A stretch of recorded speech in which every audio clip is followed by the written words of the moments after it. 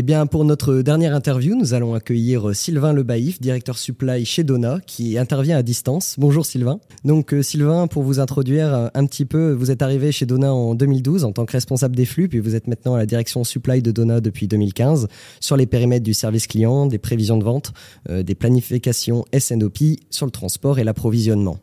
Donc Sylvain, je vous propose qu'on commence directement cette interview.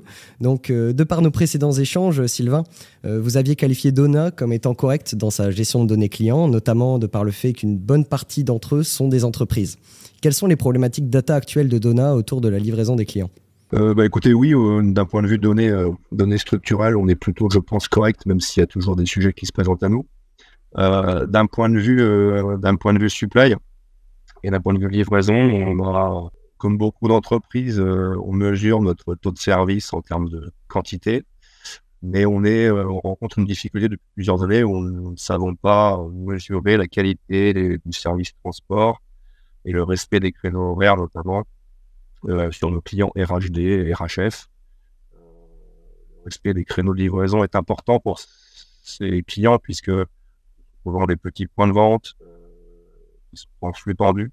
Donc, il est important pour les gérants de ces points de vente de connaître le bon déroulement ou non des opérations de transport.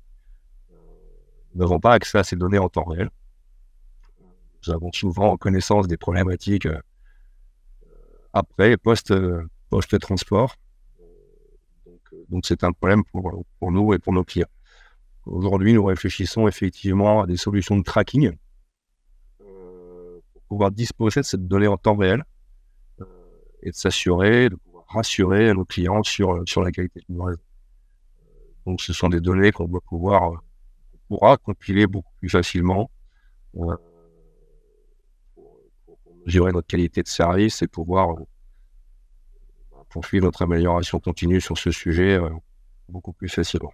Actuellement, les données en aval de l'approvisionnement chez Donat sont suffisamment qualitatives pour permettre de se poser de nouvelles questions, donc notamment autour de cette notion de on time in full. Donc pour rappel, il s'agit de la quantité juste attendue livrée le jour J.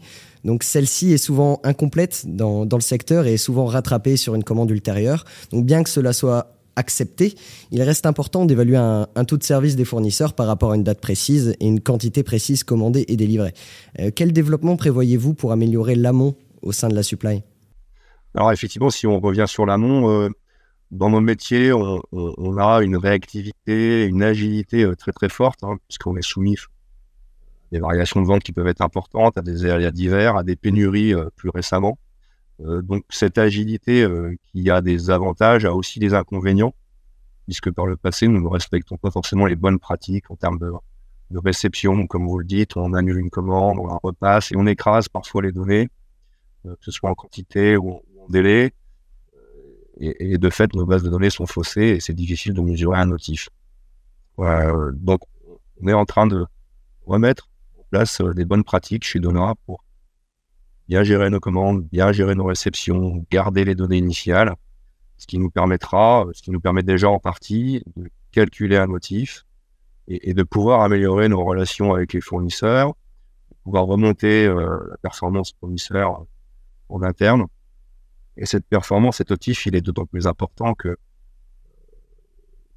pour gérer le calcul des besoins dans nos ERP, si on veut avoir le bon niveau de stock au bon moment, la performance fournisseur, la qualité de la livraison doit être fiable. Donc c'est important de le piloter, de l'inscrire dans nos données et de l'intégrer dans notre calcul des besoins. Sylvain, est-ce que vous avez des pistes pour permettre une meilleure gestion de l'approvisionnement, notamment autour du partage de la donnée avec vos fournisseurs ? Oui, nous avons des pistes d'amélioration sur le partage de la donnée avec nos fournisseurs et ça commence par une meilleure gestion de la donnée en interne. Bien gérer la donnée dans notre ERP et faire nos approvisionnements, notre calcul des besoins à 100% dans l'ERP. Aujourd'hui, nous avons des approvisionnements qui sont faits en partie sur Excel et ça amène une déperdition de la donnée. Le fait de tout amener dans l'ERP nous obligera à maintenir la donnée. Du coup, bien respecter nos cahiers des charges et avoir la même donnée entre les fournisseurs, les achats, les approvisionnements. Donc, on est en cours de réflexion, de recensement et on va progresser sur ce sujet. Qui plus est, aujourd'hui, avec les crises qu'on a on a vécu, il est important d'avoir le stock au bon moment. Il y a des risques associés selon les matières. Donc avoir bonnes données, bien paramétrer le calcul des besoins et gérer des risques déjà à premier niveau dans ce calcul va nous amener à gérer de la data de manière beaucoup plus fine et on travaille dessus. Très bien. Donc, on comprend de par votre intervention que le choix d'outils pour consolider la data dans l'ERP est important. Quelle est votre vision de la partie métier ? Écoutez, oui, on a des sujets outils, mais sur la partie métier, effectivement, l'approvisionnement est un métier très important. Il faut vraiment qu'on arrive à le valoriser dans l'entreprise, bien penser les pratiques, bien former nos approvisionneurs sur le métier d'approvisionnement, mais aussi sur le métier de la gestion de la data, l'importance de la data, le paramétrage. Donc, ce sont des métiers importants qu'on doit valoriser et bien placer dans l'entreprise, bien valoriser. Donc, vous aviez également eu l'occasion d'assister à la formation Data Steward dispensée par la Senesis Academy. Dans quelle optique l'avez-vous suivi ? Écoutez, j'ai rencontré Senesis par mon réseau à un moment où je m'interrogeais sur justement notre niveau dans la gestion des données, en particulier sur le service client. Et après échange avec vous, j'avais trouvé la formation Data Steward très bien pensée. Elle répondait à toutes les questions sur le papier, à toutes les questions que je me posais. Donc on a décidé de s'inscrire dans cette formation avec mon responsable service client et moi-même pour nous juger, pour voir à quel niveau on était et puis pour nous ouvrir aussi plus largement sur la gestion de la donnée. Donc ça a permis de conforter des choses et puis surtout d'élargir notre façon de penser, et nous sommes en train de réfléchir à comment adapter cette formation à différentes populations de l'entreprise pour sensibiliser l'entreprise à la gestion des données et en particulier, et aussi, je dirais, notre direction générale. Je vais maintenant laisser la parole à Jérôme, notre expert, qui va intervenir par rapport justement à votre exposé, Sylvain.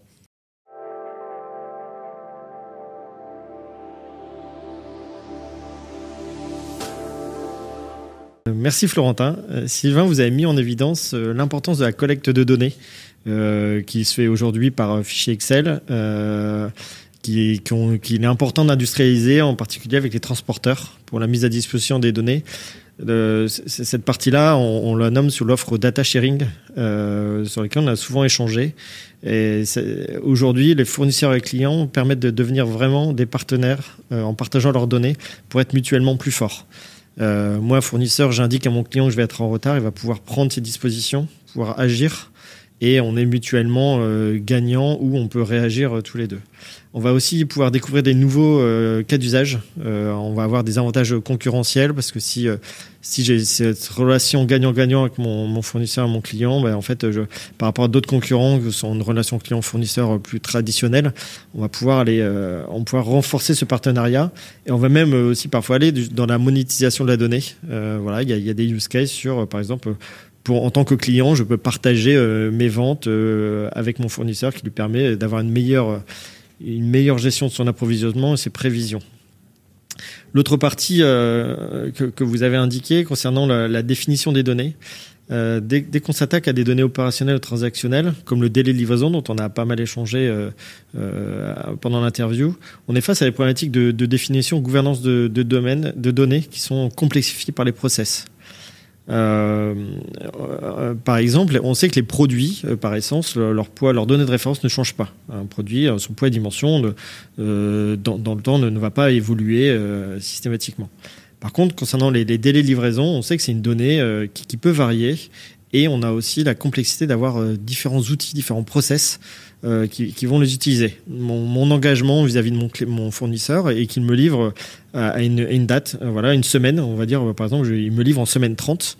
Et ça, c'est contractuellement, on sait qu'il doit livrer par semaine. Par contre, dans mon outil d'approvisionnement, mes réceptions se font toujours le lundi. Donc moi, j'attends la livraison le lundi 24 juillet de la semaine 30.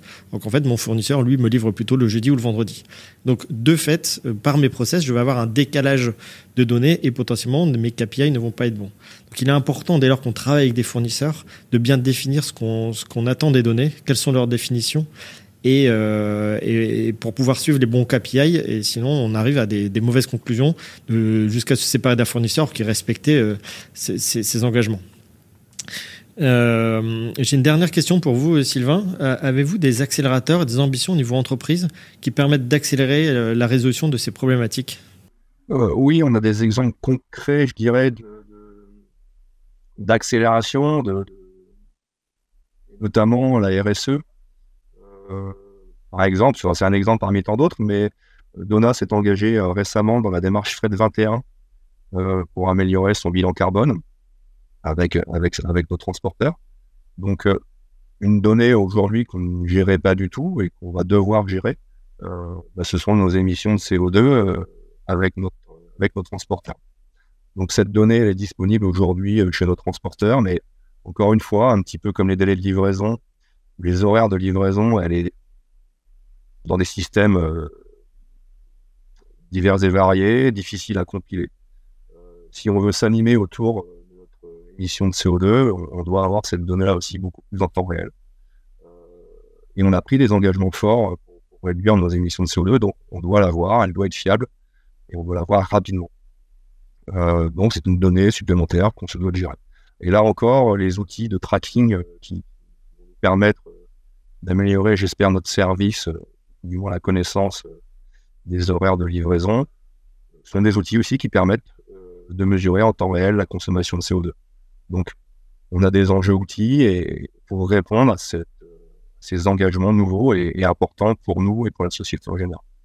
Très bien, merci Sylvain.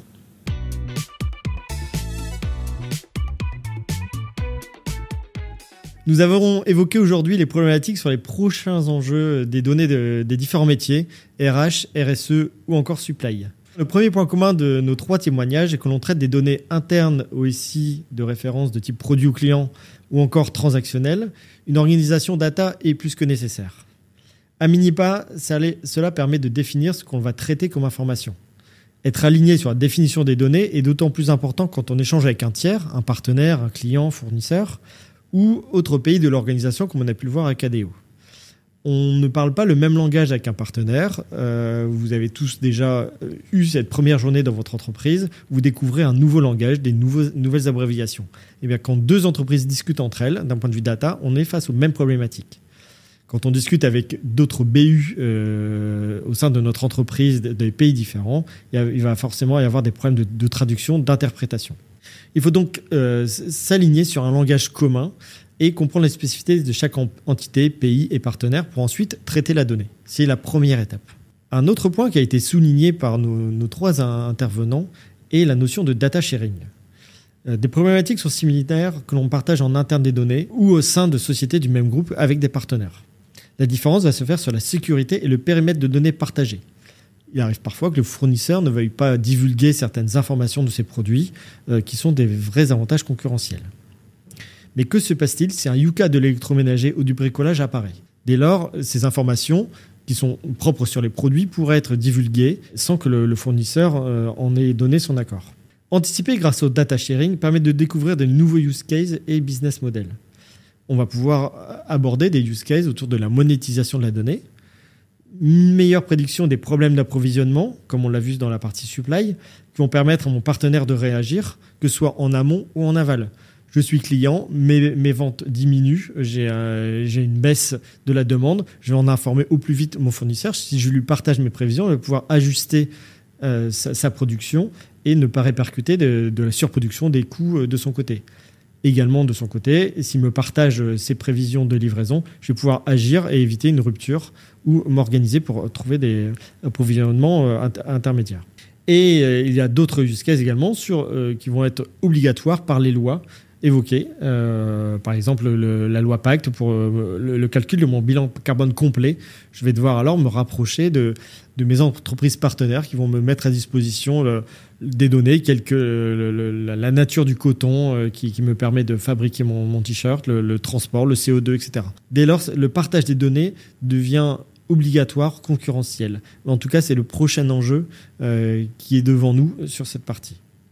Donc, le data sharing ne doit pas être vu que sous l'angle technique, mais bien comme un use case à part entière. Pour aller plus loin, une fois l'organisation mise en place pour échanger les données avec les partenaires, la marche est petite pour aller vers l'open data et on ouvre d'autres use cases.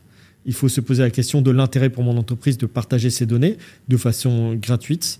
Mais cette partie, une fois qu'on l'a fait avec un partenaire, toute la problématique de collecte d'informations, de gouvernance de données et de partie technique est déjà assemblée.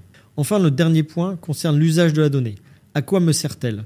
Quelle décision va-t-elle provoquer ? Quelle communication vais-je produire ?